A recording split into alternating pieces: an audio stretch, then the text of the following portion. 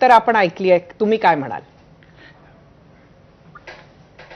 नाही, मला असं वाटतं की याच्यामध्ये वास्तव हे आहे की भाजपसाठी ही स्थिती होत जाणं ही चांगली गोष्ट आहे की प्रमुख जे प्रादेशिक पक्ष आहेत ते संपत जाणं आणि आत्ताच्या घडीला भाजपसाठी राहुल गांधींच्या नेतृत्वाखालची काँग्रेस हे लढायसाठी सोपं वाटतं. त्यामुळे ते तिथं त्यांच्या नेतृत्वाखालच्या काँग्रेसशी लढायला मिळणं हे भाजपसाठी दोन्ही गोष्टी पथ्यावर त्यांच्या पडणाऱ्या आहेत.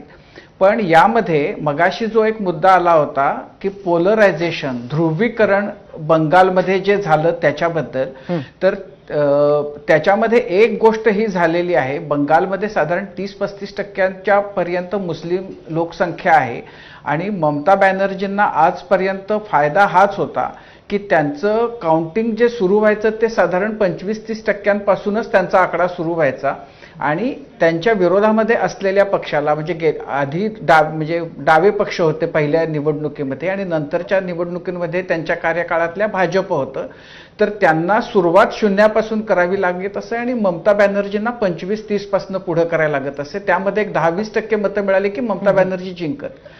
आज मी बघताना मला एक इंटरेस्टिंग गोष्ट ही दिसली की ज्या मतदारसंघांमध्ये पश्चिम बंगालमधल्या मुस्लिम पॉप्युलेशन हे साधारण 50-60% पेक्षा जास्त आहे, अशा 10 मतदारसंघांमध्ये ममता बॅनर्जींना मतं जी मिळालेली आहेत ती गेल्या निवडणुकीच्या तुलनेमध्ये त्याच्यामध्ये 17 ते 18% घट झालेली आहे.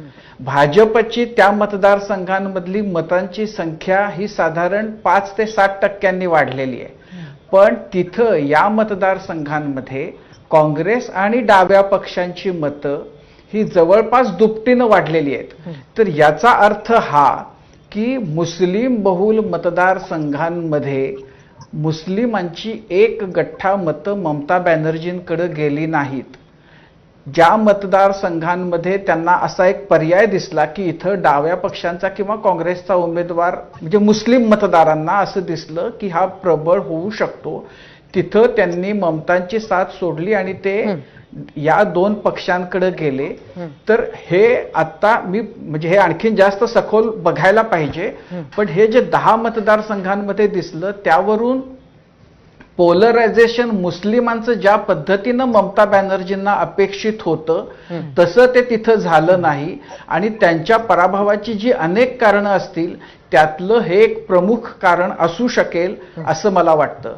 हिंदूंच्या मतांचं पोलरायझेशन भाजपच्या कडं यशस्वीपणानं झालं, भाजपला त्यात यश आलं, पण मुस्लिमांचं त्या पद्धतीनं ध्रुवीकरण करण्यामध्ये ममता बॅनर्जींना यावेळेला यश आलं नाही.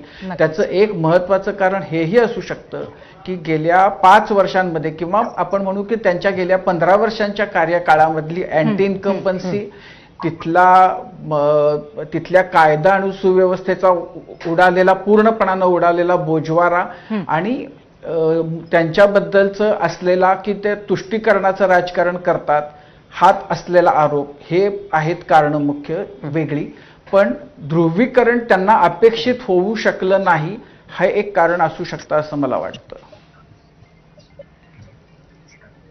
नक्कीच मला असं वाटतं की या चर्चेमध्ये आपण पुढे जाऊया, पण तत्पूर्वी एक छोटासा ब्रेक घेणार आहोत. आणखीनही काही ट्रेंड्स असे हळूहळू आपल्याला या चर्चेतून उलगडता येतील. एक छोटा